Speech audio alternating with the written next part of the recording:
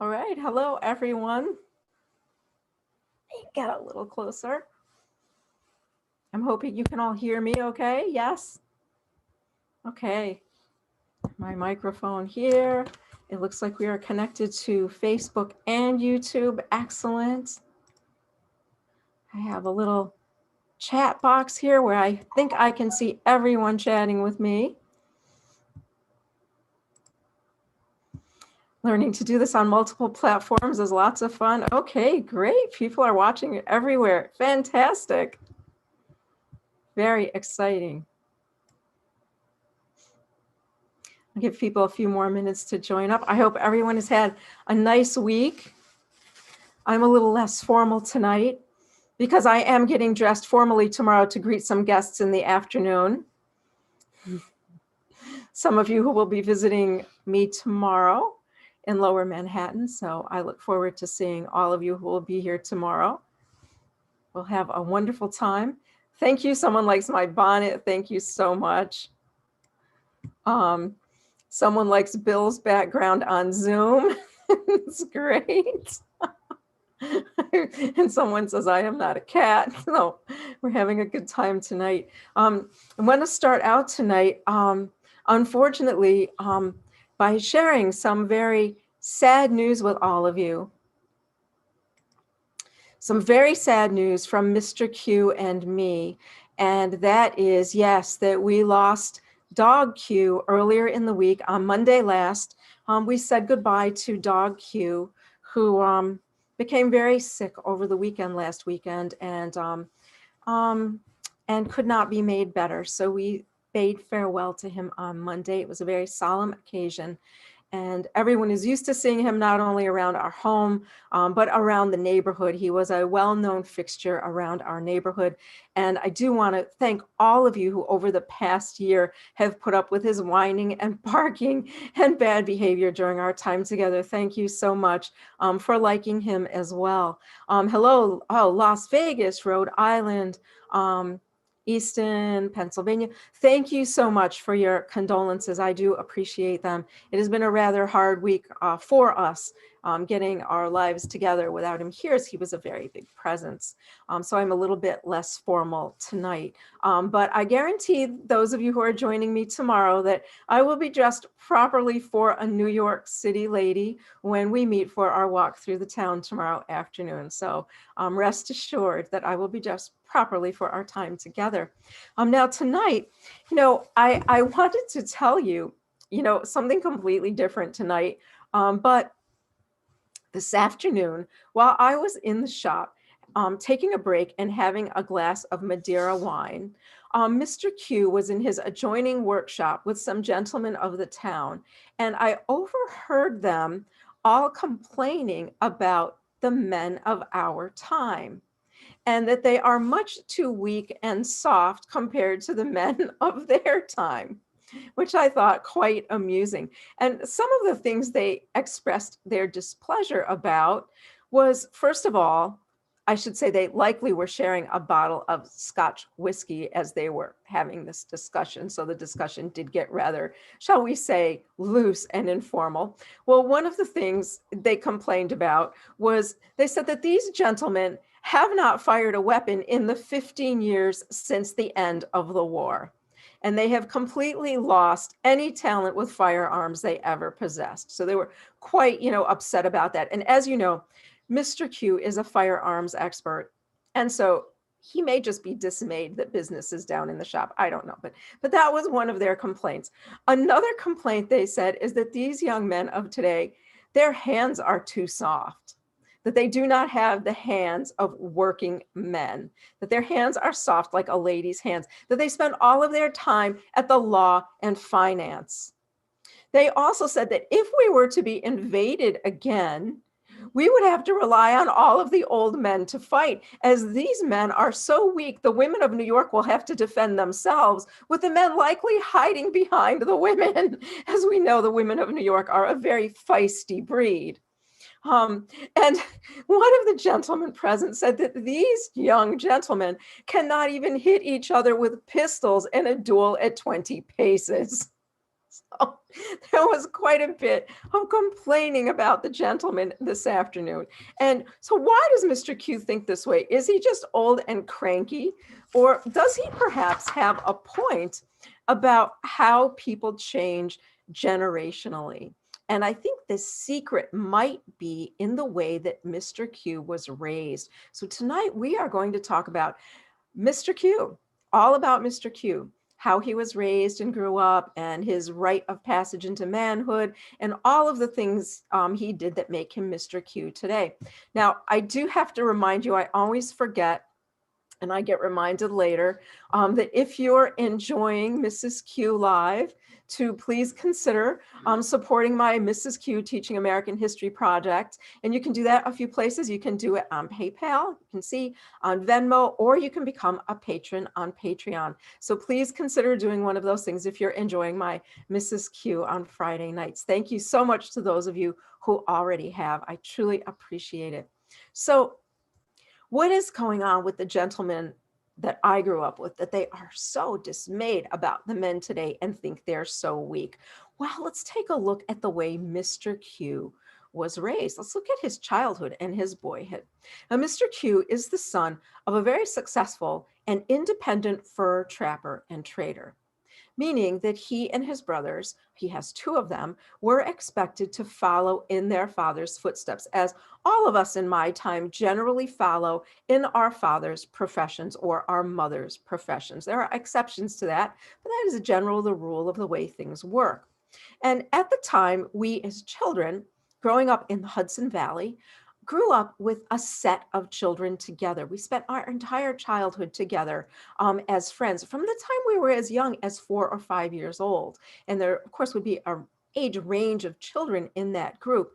And we would all do everything together, celebrate our birthdays together, have picnics together. And it was always assumed that the children within that set would marry each other. And it was quite shocking when someone married outside of their set. It did happen, but it wasn't that often. So I knew Mr. Q very well. And of course, Mr. Q's father and mother knew my father and mother. Now, it eventually became time for a young Mr. Q to prove his worthiness as a man and as a future husband. Now, although my father-in-law was reasonably well off due to his own hard work and industriousness, he demanded his sons learn to support themselves. This was not England, where the young men lived off of the wealth of their fathers. Every gentleman, well, I should say not every, but nearly every man here in America who made his own wealth did not want to leave it to a son who was unworthy, a son who might spend it, waste it, or ruin that fortune. Hello from Indiana. Hi. It's good to see everyone tonight. Mark Twain. Oh, there's a Mark Twain quote. If there are no dogs in heaven, then I want to go where the dogs go. I agree, sir.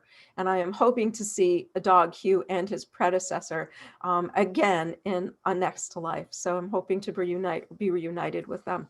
So gentlemen here in America who have worked for their fortunes generally do not want to leave their fortunes to useless sons, but to productive sons. They want to ensure that that fortune will not only be taken care of, but will grow into the future for their ancestors. So Mr. Q and his brothers are all expected to show they were worthy. Now, Mr. Q was also expected to show that he was not looking for my inheritance either. As my father, being a successful merchant, had only 2 daughters, it was well known that the daughters would inherit that merchant business. And since it was known as a very young age that my sister was going to marry someone of unimaginable wealth, was very clear to all of us that I would be the successor in my father's business. So my father, of course, wanted to be sure that any suitor of mine was not coming for my hand, seeking my hand in order to obtain that business. So Mr. Q now had to show both of our fathers that he would be a worthy man himself. So let me see, I want to make sure I didn't lose anything here. So the time came for Mr. Q to undertake his journey into manhood. And it would, as I said, it was expected he would follow in his father's profession, which meant he must now go out and prove himself as a capable fur trader. And he set out to do this at 15 years old. Now, although he had accompanied his father on these trips previously, it was now time for him to go make the trip alone. Now, it was customary at that time that the very wealthy families would send a slave boy along with their son on this journey. But in the case of Mr. Q, he went with his brother, who was 1 year his senior. So it was time for both of them to prove their mettle, as we might say. So they headed out together to prove themselves. They were expected to go out, acquire furs, and successfully make the trade for cash in the city of New York. Now, the elder Mr. Q provided the seed money for them to start. The sons went out, they bought the supplies they would need for their expedition. They needed a canoe, pipes, not so much for the enjoyment of smoking, but that the smoke kept away the mosquitoes and other biting insects. So pipes, and things to trade: beads and trinkets, blankets, guns, gunpowder, and of course, rum, all for trading, and some provisions for themselves. Although it was expected that on the trip, they would hunt for their own food day to day. So they would have to provide for themselves to eat. Dressed in backwoodsman's clothes of skins, right? They would put on, the backwoodsman's clothes because now they had to live in the outdoors. We said goodbye to the young Mr. Q's as they set out to prove themselves on what everyone would knew would be a hazardous journey. As I mentioned, Mr. Q at 15 and his older brother, at 16. The task required that they avoid easily well-traveled paths and make their way into the unknown. And the brothers Q decided in advance that their destination would be the Cayuga tribe, one of the great Iroquois nations about 200 miles away from our home. So in your time, it might seem rather outrageous that two teenage boys would set out on their own in a survivalist manner for a destination 200 miles away. But that is what the two young men did. Now, Mr. Q later told me stories of wading through the swamps and the brothers having to put the canoe on their shoulders with everything, in the canoe and carry it on their shoulders in the water. He said they were avoiding all kinds of wild beasts and snakes and insects. And he said they also would make their way through the thick forest, and every day they would hunt and fish for some type of food to sustain them. And if they were lucky, they might catch something that would last them for more than one day. So this was their journey to the Cayuga tribe. Now, I should say that on Mr. Q's previous visits with his father, that he had already begun developing the felicity for languages that he still has today. I don't know if I ever told you, but Mr. Q, of course, he speaks English. He speaks his family language of Spanish. He speaks Dutch, French, and a number of those Iroquois dialects, and he speaks them all very well. I should add here that I have enough difficulty with English is my only language. My talents obviously lie elsewhere than speaking various languages. But you can guess that Mr. Q's ability to speak to those peoples in their native tongues proved to be very profitable later in his own career as a fur tradesman. Indeed, they would rather trade. What happened to Bill? Bill got dropped off. He's back. They would rather trade, of course, with someone who took the time and the effort to master their language and show such respect for them as a stranger who spoke not a word of their language. So this turned out later in his life to be a very profitable talent for Mr. Q, that he spoke so many languages, and a very necessary talent for some, other endeavors he entered into. Now, I would like to tell you here and just take a break, speaking of Mr. Q's great knowledge of languages, that most recently we were invited to the home of lovely young Theodosia Burr, her home of Richmond Hill, where she recently held a state dinner for the chief of the Iroquois nations, Joseph Brant. It is Senator Burr's desire that the Iroquois people are allowed to reclaim their native lands. And in so doing, he has arranged a number of dinners for Chief Brant with people he believes will be able to help bring that about. And because Mr. Q and Chief Brant were friends when they were young men. Lovely young Theodosia invited us to her dinner so that Mr. Q could be reunited with his old friend, Joseph Brant or Chief Brant. Now, it's my own personal opinion that the tribes people ought to be allowed back to their ancestral lands, but that is something, of course, our government will figure out, our Congress will figure out. Now, I personally was delighted to meet the chief, as I'd heard so much about him from Mr. Q. I found him to be a fine gentleman. As you may know, he was educated in fine schools here and also in England. So he's a fine gentleman, well educated and well spoken, and it was just wonderful to meet him, a good friend of Mr. Q's when they were young men, now seeing them reunited again after the war. If you do not know, the Iroquois people, except one tribe, supported England against us in the war. And that is the difficulty with some not wanting them to return to their ancestral lands. So that is the difficulty our Congress is dealing with now. So just a little aside about there of that wonderful opportunity to meet Chief Brant recently.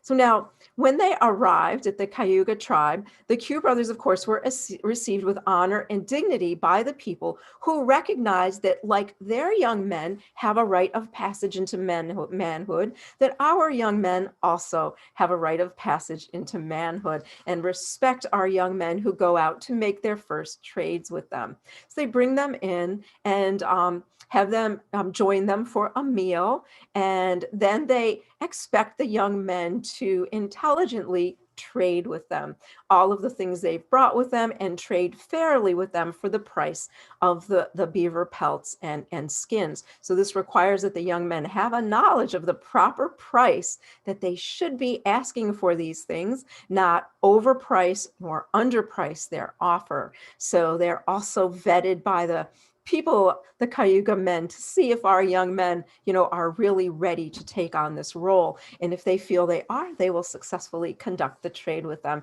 And the young brothers Q were successful in this endeavor. They spent a few days with the Cayuga and were resupplied and made their way home. The next leg of their journey, excuse me, very dry throat tonight. The next leg of their journey was down, or I should say here, to the city of New York to sell their furs for a good price. This, of course, now showing that they have the acumen to deal with the merchants of this city. So another challenge for those young men to come and seek a fair price for their prizes. And when they come home, they now come home with the cash they've made. Now, the young men keep the money they've made on this adventure, and some choose to finance more adventures. Some of them will buy a position on a ship or go out. Mr. Q, of course, continued his career as an independent fur trader from that time. But some of you, I think, know what Mr. Q used some of that money he earned for. And that was for the buckles he presented to me for my shoes when I accepted his proposal of marriage.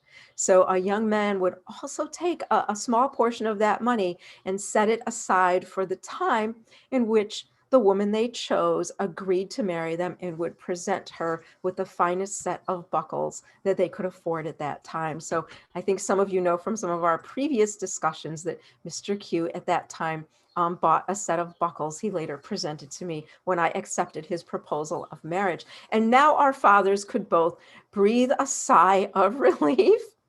The elder Mr. Q, knowing he had a son who wanted to follow in his business footsteps. And Mr. Q was the only two of his brothers who did that, by the way, who really enjoyed the rough life out in the wilds, dealing with different people, spending a great deal of time himself in the woods. Mr. Q very much enjoyed that type of life for many years. His brothers did not. And of course, my father breathed a sigh of relief in that he saw that Mr. Q intended to pursue a profession, a respectable profession, and that he could safely entrust his merchant business with me. Now, when these gentlemen returned from their journey, you can probably guess that they would be very much changed. The characteristics of a boyhood that they left here with. When Mr. Q returned, he no longer had those. He was no longer the boy I grew up with. He had changed from his long journey. He now had the spirit of a young man and the character of a young man. And I should say also the attractiveness of a young man rather than the attractiveness of a boy. So I felt my feelings for him at that time also matured and changed. And of course, in the time that he was gone, I was preparing as well. My mother doing her best to teach me to manage a household. Doing her best, but my father being much more successful in teaching me to manage his merchant business. Now, he knew that one day I would take over his business here in New York. And in preparation for that, he would leave me to run the business near our home in Haverstraw. So I began running that smaller country business on my own for him while he ran our business here, eventually with the idea that I would come here when he was ready to leave work and take over the business here. Now, I'm sure you know that Mr. Q, like all able-bodied men, his career was interrupted by the war with England, in which he went off and served honorably in Commander Washington's army. But it was at that time when Mr. Q developed a likeness for another art, and that was the art of firearms. Mr. Q found himself to be very much enamored of all the different firearms he saw during the years of the war, and afterwards opened up a shop to repair and build firearms. So he gave up his life as a fur trader and has an adjoining shop to our shop here. And that is where I heard the conversation between him and the gentleman earlier today. So Mr. Q now is a professional at repairing and making firearms, which maybe is the reason he's so annoyed, because business is not the way it was in the past. But Mr. Q does indeed make those beautiful dueling pistols that many of the men in this town have, although he does complain that most of them never fire them, that they're just for show. And that if they do fire them, they don't mean to hit each other anyway. So he makes fun, pokes fun at that. But, I wonder if maybe as we're getting older, Mr. Q and me, if he's just missing the rigors of those times before the Revolutionary War, when he was a young man and he and the Sons of Liberty were hanging people by the seat of their pants on the Liberty pole and protesting and knocking down statues and prohibiting ships from landing their goods. And maybe these gentlemen are just missing, those more lively times before the war. As you know, things are so much more peaceful now. I mean, we do have issues facing us, but most of those issues and differences are now being argued out, by the gentlemen, by the lawyers, and by the financial gentlemen, and not face to face or on the common, but in the newspapers. And so things have now changed, and these gentlemen are now passing on their legacy to a generation of new gentlemen who are not living under the burdens of the crown and are not needing to fight off an oppressive government. I don't know if you can hear that, but it sounds like Petey, the Q cat, has taken over for our dog and is now speaking to you. I'm not sure where he is. I can hear him, and I know you have seen him at other times. So that is my thought about why Mr. Q and the other gentlemen are so cranky and so downcast toward the newer gentlemen of our time. Although Mr. Q has ample respect for my friend Mr. Burr and of course Mr. Hamilton, he can't help noticing that they are two softer types of gentlemen, and has predicted, he said to me, if these two gentlemen were ever to duel with each other, there would be no fear of either of them ever striking each other. And so we'll see if that plays out in the future and how Mr. Q's prediction goes. So if you have any questions or comments for me about the life of a young man, And those rites of passage, each occupation did have its own rite of passage at that time, as young men were expected to follow in their father's footsteps. Young gentlemen who were lawyers, of course, their sons were expected to go to college and apprentice at the law, or gentlemen who were artisans, their young men were expected to apprentice in their shops. So all of the different types of professions had an apprenticeship and a rite of passage for our young men. So Mr. Q's was unique, of course, to his profession. Someone loves my YouTube tours. Thank you for watching them. I'm getting better at using my gimbal and figuring out where I am. I haven't picked a topic. This week's tour will be Wednesday. I haven't picked a topic. So if there's something historic in Lower Manhattan you would like to see or have me talk about, just let me know, because I haven't picked a topic yet for Wednesday's walking tour. So if you have something, please let me know. And I hope you enjoy seeing me in these period outfits as well. I'm going to give you just a little hint of something to come this summer, and that is that I am working with some fellow reenactors, the ones that you saw for Washington's inauguration, on something for July 9th. The day that the Declaration of Independence was read and the statue of King George was destroyed. And this, I believe, is going to be a collaborative effort with Francis Tavern Museum and Tavern, including both the museum and the tavern. So we're just beginning to work out the plan for that. And that will be on Friday evening, July 9th at 6 p.m. at City Hall Park or the Commons. So if you'd like to come into New York, please think about doing so. And I'll share the link for tickets to that, as that is a walking tour that will be sponsored by Francis Tavern Museum. So we're just in the planning phases, but we will be destroying a statue of the king. You might not want to miss it. It'll be great fun for everyone. I'm glad you're all liking it. Thank you. Thank you so much for joining me. So no questions about our young men, and I'll do another night on young ladies, because my upbringing was a little bit different, because it was known that I would inherit my father's business. But I can tell you more about my sister's successful upbringing as a lady, and the great way she now manages a very complex household, thanks to the teaching of our mother, another very capable householder. So I'll tell you about the ladies another time, because there was, of course, a path that the ladies followed as well. I was speaking today with someone, and it's come to my attention that for some reason in your time, many people think the ladies of my time didn't do anything of consequence. I'm not sure how that idea came about, as I think we all know that without us, our husbands would have been miserable failures. We all worked very hard together as husbands and wives to be where we are today.